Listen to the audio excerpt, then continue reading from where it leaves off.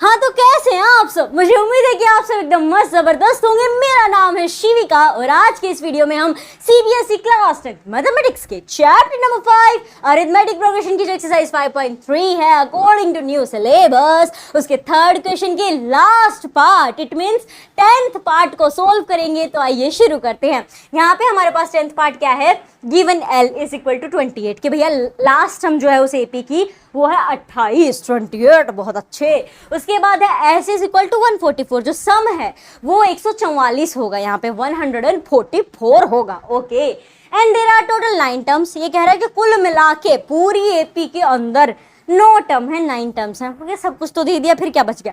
एक चीज बच गई है, ए, दैट इज फर्स्ट टर्म। हमें वही पता करनी है कि यहाँ पे फाइंड ए, यानी पहली टर्म क्या होगी। ओके, इट्स वेरी इजी, हमें पता करना है तो हम फॉर्मूला यूज कर लेंगे। अब चूंकि इतने पार्ट सोल्व किए उसमें ये तो समझ में आ गया कि इन क्वेश्चन के अंदर एस ऑफ एन वाला फॉर्मूला ही लगेगा, और क्योंकि हमें एल भी दिया गया है तो यहाँ पे हम एस ऑफ एन का वो बड़ा वाला फॉर्मूला लगाने की बजाय दैट एन अपॉन में 2 is equal to 2a plus में 9 माइनस 1d, उसकी बजाय हम सीधा सीधा एन अपॉन में 2 एंड a प्लस एल वाला फॉर्मूला लगा देंगे और आंसर निकाल लेंगे। बिल्कुल सही जा रहे हो, एग्जैक्टली यही हमें करना होगा। तो आप मुझे ये बताओ, आपके पास यहाँ पे एस क्या है? बोले 144, ओहो वेरी नाइस। एल क्या है? बोले 28, लास्ट टर्म, ओ बहुत अच्छे। एन क्या है? ओ हाँ, L is equal to 28, S is equal to 144। N तो दिया ही नहीं है, दिया है माय डियर फ्रेंड्स एन, लेकिन थोड़ा घुमा के दिया है, यानी सीधा सीधा अब आपको नहीं बोला कि देख मुन्ना ये एन है वैल्यू लगा ले, ना ना ना, अब आपको थोड़ा सा एक स्टेटमेंट बढ़ा दी कि देयर आर टोटल 9 टर्म्स, यानी कुल मिला के 9 टर्म है। तो सीधी सी बात यहाँ पे ये यही कहना चाह रहा है कि एन कितने हैं? 9 है, नंबर ऑफ टर्म्स 9 हो गया, तो ये एन निकल के आ गया। सवाल को ध्यान से देखिएगा, सारे जवाब सवाल में छुपे होते हैं बेसिकली, बस हमें थोड़ा फॉर्मूला लगा के आंसर निकालना, लास्ट फाइनल आंसर तक पहुंचना होता है। So let's start. हमारे पास सब कुछ है, बस ए नहीं है, कोई बात नहीं, वो हम पता कर लेंगे। सो एस ऑफ एन की जगह आ जाएगा आपका 144, एन की जगह आ जाएगा एन अपॉन में 2, ए हमारे पास है नहीं, नो प्रॉब्लम, हम पता कर लेंगे।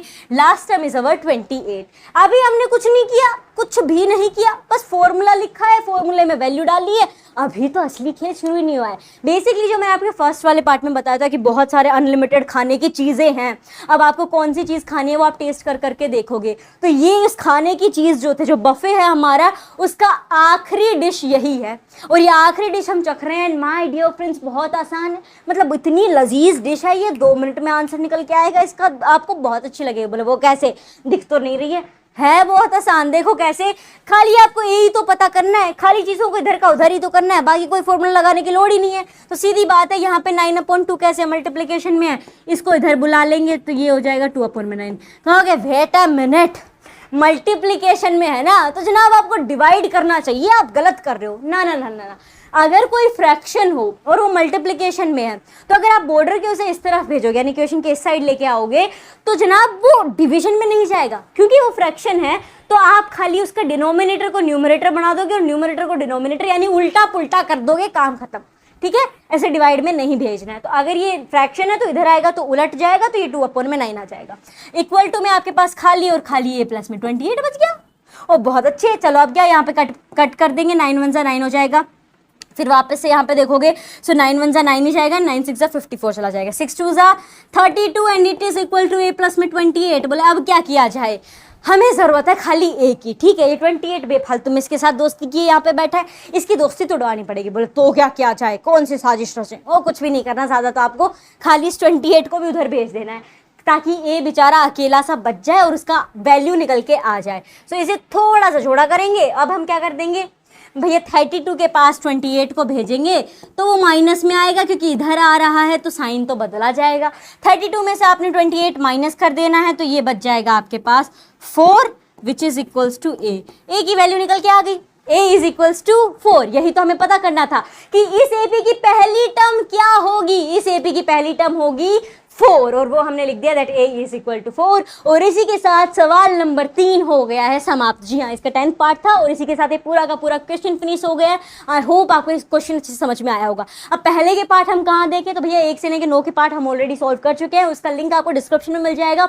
वहाँ से आप सारी एक्सरसाइज के सभी क्वेश्चन के सॉल्यूशन देख सकते हो। इवन दो इस थर्ड वाला पार्ट जो है, इसके भी सारे थर्ड क्वेश्चन के सारे पार्ट्स आपको वहाँ पे मिल जाएंगे 1 by 1। You can watch them, right the answer, अच्छे से समझ लो, रटना मत, अच्छे से समझिएगा। So we will meet in the next video, till then take care, bye bye.